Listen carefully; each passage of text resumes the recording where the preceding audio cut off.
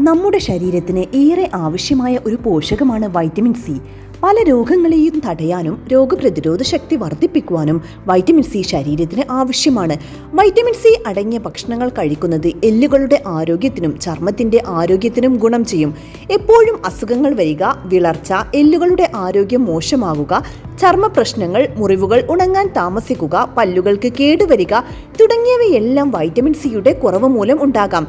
ഇത്തരത്തിലുള്ള വൈറ്റമിൻ സിയുടെ കുറവിനെ പരിഹരിക്കാൻ നമ്മുടെ നിത്യജീവിതത്തിൽ നമ്മുടെ ഡയറ്റിൽ ഉൾപ്പെടുത്തേണ്ട ചില പഴവർഗ്ഗങ്ങളുണ്ട്. അതിലൊന്നാമത്തേതാണ് ഓറഞ്ച്.